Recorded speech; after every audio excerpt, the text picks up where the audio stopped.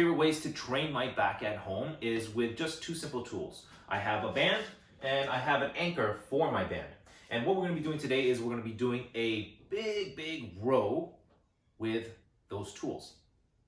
And what we're going to be doing today is we're going to be working a big back row with those tools. So I always like to use big visualization tools. So whenever I'm doing this type of exercise, I imagine that I'm on a boat or I am on a canoe and I am literally rowing myself in. So we're going to mimic that type of exercise or we're going to mimic that type of movement with these tools. So I have the band here.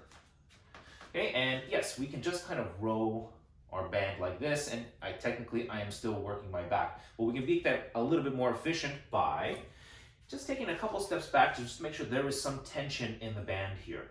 Okay, so there's some tension in the band. My arm is straight. Okay, the band isn't too loose. What we're going to do over here is we're going to make sure we get into the proper position.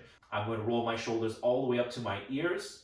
I'm going to pull them as far back as they'll go, and then I'm going to literally pull my shoulders down. So now the band has dropped a little bit, and I'm going to now pull the band to my chest and widen my hands, creating a nice V shape when I look forward. When I'm looking at the band, I create this nice little V shape. I'm imagining that I'm on the water and I'm pulling the bands out. My elbows are flared all the way out. And I even like to just do a little half second, a little 1 second hold right here, just to kind of give it a little flex. And again, using some visualization tools here, I always get to imagine that I have something in the middle of my back. Sometimes I think like a pen, or sometimes I'm thinking like a ball, and I want to squeeze that ball, I want to squeeze that pen right in the middle of my back.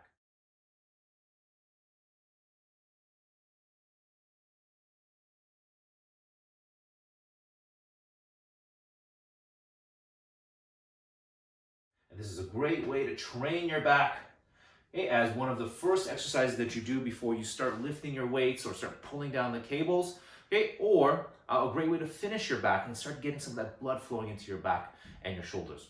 So there's just one thing I want to show before I let you guys go, which is the most common mistake I find that people make with the band rows here is that they end up going really too high, which is why it's very important for us to make sure that we get into the proper position. So I want to show this again, okay, which is rolling the shoulders up, back, and then pulling them down. So literally my hands drop at the same time as well. And then when I pull this, I get this all along right on the upper portion of my back instead of my neck and my shoulders.